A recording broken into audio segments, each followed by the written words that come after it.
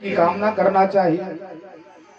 तो काशी के पंडित जी ने विचार किया कि देखिए, अब नकली कई बार असली निकल आते हैं और कई बार नकली असली नहीं बन पाते। जो असली है उसको कई बार हम नकली समझ लेते हैं, अरे ये तो है ऐसे ही घूम रहा है। और जो नकली है उसको हम असली बना बैठते हैं। बहुत चमक धमक हो, अनेक प्रकार का चमत्कार सा हो, बिना पूछे बता दे चार भाई हो, इतनी बहन हो, ये नाम है तुम्हारा सब, अरे महाराज आपके समान ज्ञानी तो कोई नहीं। तो इसमें बड़ा अंतर हो जाता है। आचार्य ने विचार किया कि अब असली संत कहां से लाएं, कैसे परीक्षा की जाए कि असली कौन है और नकली कौन है। तो ब्राह्मण ने एक ही निर्णय लिया कि चाहे असली मिले चाहे नकली मिले, सबके चरणों में प्रणाम करा। तो काशी में एक दशाश्वमेध घाट है, उस घाट के पास एक छोटी सी झोपड़ी बनाई। सूर्योदय होने के पहले बालक को स्नान कराते और वहीं घाट पर बिठा लेते। वहां से जो भी व्यक्ति निकलता था प्रत्येक को ब्राह्मण माथा टेक के उस बालक को प्रणाम कराते थे।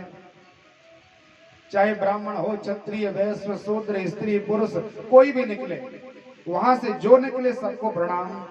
आवत देखे दूर से जोड़े दोनों हाथ जोड़ता था और पुनि प्रणाम सबको करत धर धर मही में मां। प्रणाम कैसा कर रहा है? ऐसा हाथ जोड़ के नहीं, आजकल प्रणाम की रीति भी बदल गई। पहले जो प्रणाम होता था, ब्राह्मण को प्रणाम किया जाए या मंदिर में भगवान को प्रणाम किया जाए या माता पिता बड़े भाई को प्रणाम किया जाए, तो माथा टेक के व्यक्ति प्रणाम करते हैं। उसके बाद फिर व्यक्ति ऐसा हाथ से प्रणाम करने लगे, दोनों हाथों से। और थोड़ा सा स्टैंडर्ड बढ़ गया तो व्यक्ति एक हाथ से प्रणाम करने लगा। और लिखा है कि एक हाथ से जो प्रणाम करता है उसके जीवन की यदि थोड़े बहुत कोई बचे हुए पुण्य हो तत्काल नष्ट हो जाए। एक हाथ से कभी प्रणाम नहीं करना चाहिए, शास्त्रों की मर्यादा। फिर व्यक्ति पैरों तक नहीं जाता, अब घुटनों तक आ गया, थोड़ा सा झुका महाराज प्रणाम। इसके बाद महाराज बड़ी बड़ी सिटियों में वो भी कम हो गया, अब गले लगने लगे व्यक्ति। पंडित जी मिले या कोई मिले तो थोड़ा सा ऐसा चिपक गए, प्रणाम हो गया। और स्टैंडर्ड हमारा बड़ा फैशन में आए तो पंडित जी देखें तो दूर से महाराज, पंडित जी देख ही नहीं पाए, दूर से महाराज हमारा आशीर्वाद लेके चले जाए। न सीताराम, न राम राम, न जय सिया राम, ये सब छोड़ दिया महाराज दूर से। तो प्रणाम का आजकल बिल्कुल बदल गया है समय। और लिखा है प्रणामो दुख समनस्तम, भागवत जी का वचन है कि जो शास्त्र प्रमाण के अनुसार प्रणाम करता है उसकी आयु बढ़ती है, यश कीर्ति बढ़ती है, धन विद्या बढ़ती है और अनेक प्रकार की कीर्ति संसार में छाती है। 6 चीजें बढ़ती हैं प्रणाम करने से। उस बालक ने ऐसे हाथ जोड़ के प्रणाम नहीं किया, धर धर माथा टेक करके प्रणाम करता था। किस किस को? ऐसे सूकर स्वान श्रृगाल, यदि कुत्ता निकल जाए तो उसको भी माथा टेकता था व्यक्ति। विचार कर, हमारे अंदर कितना अभिमान हो जाता है। और उस ब्राह्मण बालक की गति देखिए, जब तक हम कुछ करेंगे नहीं तब तक मिल नहीं पाएगा महाराज। मिलना तभी है जब हम कुछ करेंगे। बालक की 8 वर्ष की अवस्था थी, कथा बहुत सावधानी से सुनना। प्रणाम करता जा रहा है, यदि कोई गज निकल रहा है, यदि कोई गाय निकल रही है, स्वान निकल रहा है, चांडाल योनि वाला, तो उसको भी माथा टेक करके प्रणाम कर रहा है। कुछ समय ऐसा निकल गया, सिर में चिन्ह बन गए महाराज। अब रोज हजारों को प्रणाम करने दो, माथे में चिन्ह बन गए, यहाँ फफोले पड़ गए, अनेक प्रकार का विकृत शरीर हो गया। करते करते बड़ा समय हुआ तो ऐसा समय बीतते बीतते वहां से महात्मा 7 ऋषि, सप्त ऋषि महात्मा निकले एक बार बाबा विश्वनाथ का दर्शन करने के लिए। तो उसी गंगा मैया में आकर के स्नान किया और उस घाट से वो बालक वहां से, बालक ने देखा कि महात्मा लोग आ रहे हैं तो उसका नियम था कोई भी आए प्रणाम तो करना है। और जैसे ही महात्मा सप्त ऋषि वहां से निकले, उस ब्राह्मण बालक ने चरणों में प्रणाम किया तो 7 ऋषियों ने कह दिया चिरंजीवी भव। ब्राह्मण के बालक को आशीर्वाद मिल गया। इसी की कामना थी महाराज। कितना लंबा समय हो गया, बड़ी कृपा से सप्तऋषियों ने प्रवेश किया।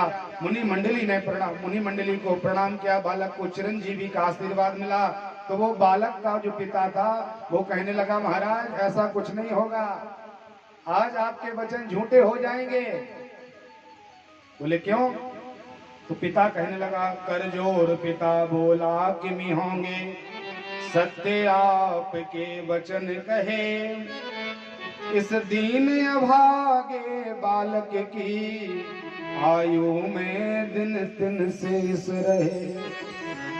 अरे महाराज, आपके वचन सत्य नहीं होंगे, हमारे बालक की आयु के केवल 3 दिन बचे, आज और 2 दिन और, इसके बाद हमारा ये बेटा मृत्यु को प्राप्त हो जाएगा। अब मुनि मंडली ने विचार किया, महात्माओं को लगा कि देखिए ये तो बड़ा धर्म संकट है। जब विश्वनाथ भगवान ने स्वयं आयु का निर्धारण कर दिया कि बालक 8 वर्ष में मर जाएगा, तो हम कैसे इसको चिरंजीवी कर सकते हैं। तो 7 ऋषियों को लगा कि अब तो अपने वचन झूठे हो जाएंगे, दुनिया कहेगी 7 ऋषि झूठे हैं। तो इनको लगा कुछ युक्ति करें। पंडित जी से कहा, महाराज ऐसा करो, देखो बालक तो मरने ही वाला है, 2 दिन और है, मर जाएगा, और यदि बालक को बचाना है तो ये बालक हमें सौंप दो। बोले ठीक है। तो पिताजी ने हृदय पर पत्थर रख करके ममत्व का त्याग करके और अपना वो जो बेटा था 7 ऋषियों को प्रदान कर दिया। कहा ठीक है महाराज ले जाओ। बोले ठीक है, यदि ये बच जाएगा तो आपको वापस करेंगे, नहीं तो फिर वहीं पर विसर्जित कर देंगे।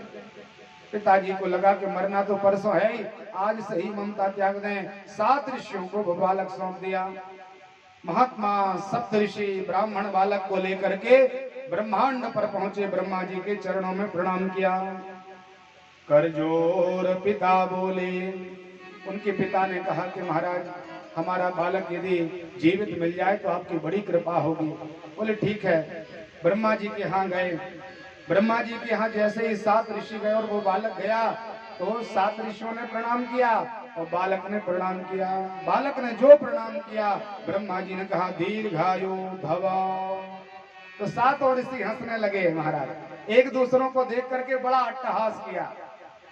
और महाराज लोगों ने कहा, कोई कहेगा 7 ऋषि झूठे तो हम कह देंगे ब्रह्मा जी झूठे।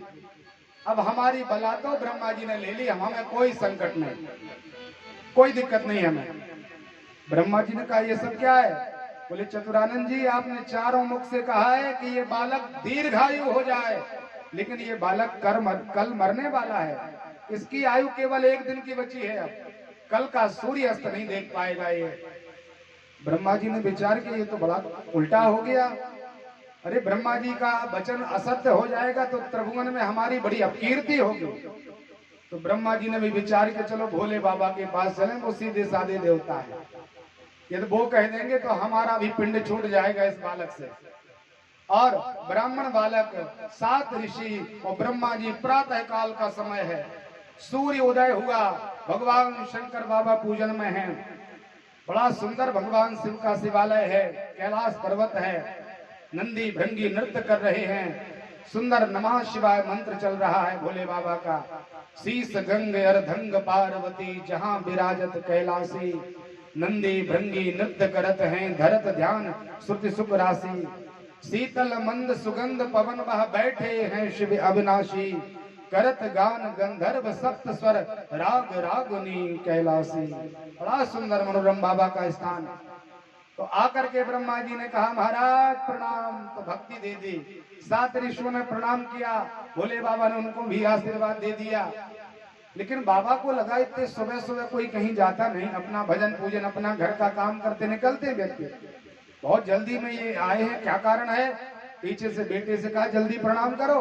और बाबा विश्वनाथ जी के चरणों में प्रणाम किया तो कहा अकाल मृत्यु हरणम, अनंत काल तक जीवित रहो बेटा।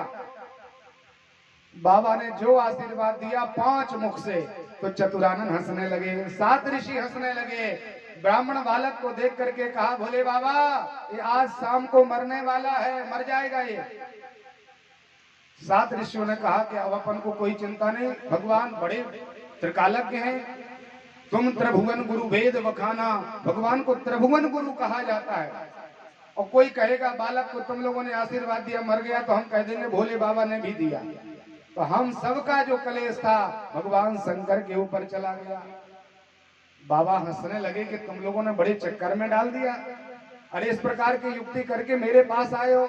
अब कोई बात नहीं, बेटा से कहा ब्राह्मण बालक से कि तुम यहीं पर बैठ जाओ, शिवलिंग दिया और कहा कि तुम एक बेल पत्र चढ़ाओ शिवलिंग को और एक बार नमः शिवाय बोलो। ऐसा करते करते तुम सूर्य अस्त तक काम करो। शिव जी के सामने बालक बैठ गया, नमः शिवाय कहता है और एक बेल पत्र समर्पित करता है। करते करते जैसा सूर्य अस्त होने वाला है, यही समय आया और यम के दूत आए। यमराज आए, विचार किया कि बालक को समय हो गया, ले जाना है, तो तत्काल यमराज ने अपनी जो रस्सी थी वो रस्सी इसके गले में डाल दी। बाबा ने कहा ये सब क्या है? बोले महाराज ये तो विभाग आपका ही है, अरे संहार विभाग आपने लिया है, तो इस बालक की मृत्यु का आपने ही निर्धारण किया कि 8 वर्ष में मर जाएगा, इसलिए हम इसको लेने आए हैं। बाबा विश्वनाथ जी ने कहा कि जब मैंने वरदान दिया, मेरे अनुसार इसकी 8 वर्ष की आयु है, तो गणना भी हमारे हिसाब से होना चाहिए। यम ने कहा महाराज सरकार आपकी गणना कैसी है, आप अपनी गणना बता दो। तब भगवान शंकर कहने लगे, शिव ने विनीत हंस के मुख पंच से कहा, चिरजीव सुत रहो, चिरजीव सुत रहो। बाबा ने कहा कि देखिए सतयुग, द्वापर, त्रेता और कलयुग 4 युग है। कलयुग की आयु 4,32,000 है, इससे बिल्कुल ठीक दुगना द्वापर है 8,64,000, इससे ठीक दुगना त्रेता, उससे ठीक दुगना सतयुग है। ऐसे 4 युग जब परिवर्तित हो जाते हैं तो एक चतुर्युगी कहा जाता है। 1000 बार ये चतुर्युगी निकल जाए तब ब्रह्मा जी का एक दिन होता है। विचार कर, 1000 बार कलयुग निकल जाए, 1000 बार द्वापर निकल जाए, 1000 बार सतयुग त्रेता निकल जाए तब ब्रह्मा जी का एक दिन होता है। और ऐसे दिनों को फिर महीना बनाओ, महीना का फिर आप वर्ष बनाओ, और वर्ष ऐसे दिनों का बना के ब्रह्मा जी की आयु 100 वर्ष की। तो ब्रह्मा जी कितने बड़े होंगे, कितनी बड़ी ब्रह्मा जी की आयु। और बाबा विश्वनाथ जी कहते हैं ब्रह्मा जी की आयु में बीतत कल्प अनेक।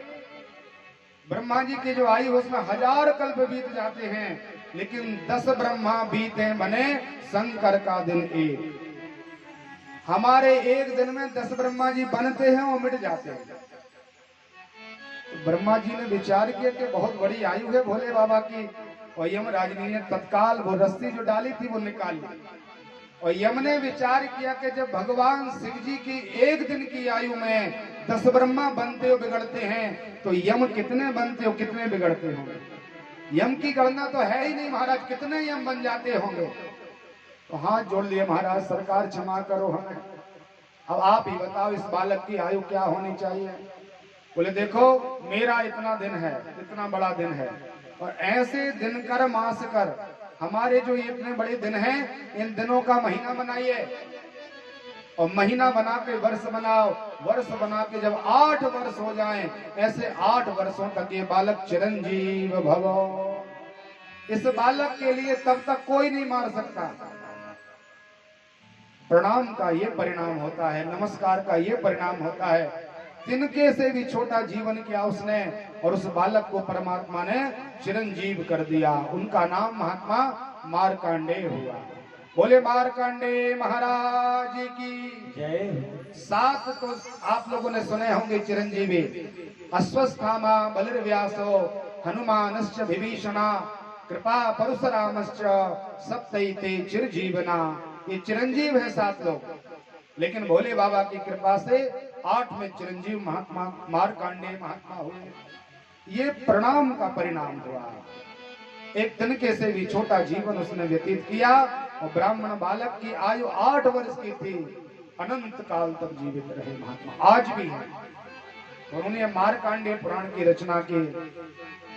तो भगवान कपिल ने मैया देवहूति से कहा, माँ यदि आपको भगवान के मार्ग में आगे बढ़ना है तो अपने जीवन में जो भी आपको दिखे तो सिर रख करके प्रणाम करें।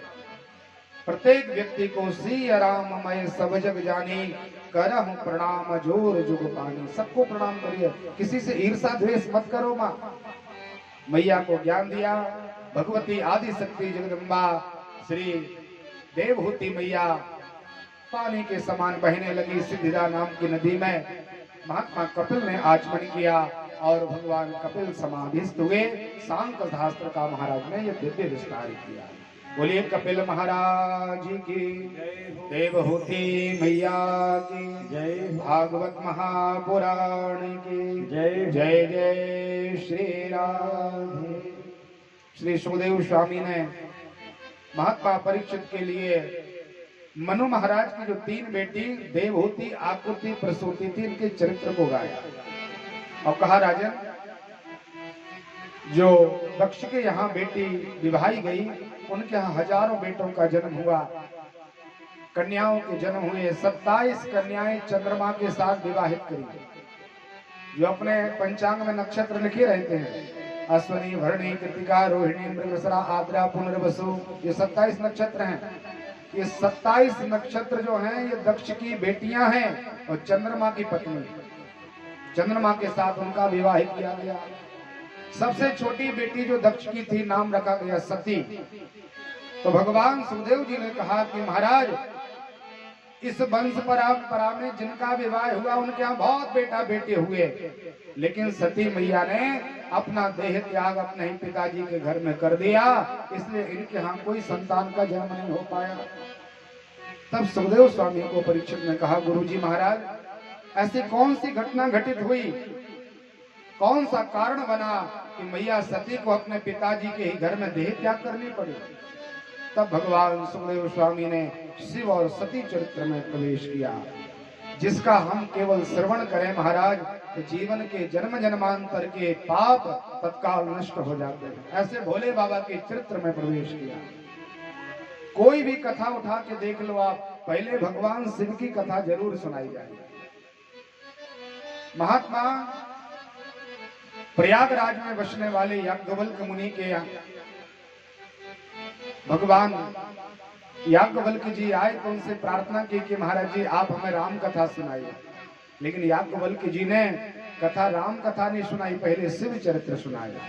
भागवत जी सब जानते हैं कि गोविंद का ग्रंथ है, लेकिन इसमें पहले भगवान शंकर की चर्चा। शिव जी को समझे बिना कोई राम को नहीं समझ सकता, ये पक्का है, और बिना राम को समझे कोई कृष्ण तक नहीं जा सकता। ये क्लिष्ट होते जाते हैं। भोले बाबा का चरित्र बिल्कुल सीधा साधा, तो जब भोले बाबा को समझ लो तो राम जी का मर्यादा पुरुषोत्तम चरित्र बहुत उत्तमोत्तम प्रकार का, और जब ये चरित्र आपके जीवन में आ जाए तब भगवान के उल्टे सीधे चरित्र कन्हैया के समझ पाओगे। अन्यथा भगवान के चरित्रों में व्यक्ति अनेक प्रकार के तर्क वितर्क करने लग जाता, टीका टिप्पणी करते कि भगवान ने ऐसा क्यों किया। इसलिए भोले बाबा को प्रणाम किया और कहा, महाराज एक बार त्रेता योग माहे शंभु गए कुंभर से पाए।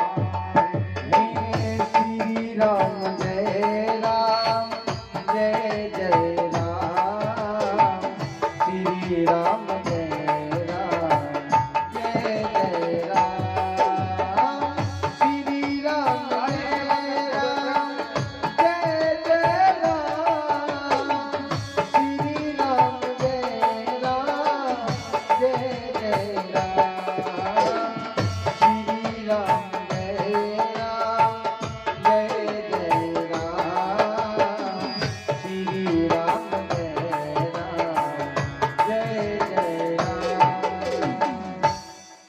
भगवान भोले बाबा प्रयाग का क्षेत्र था।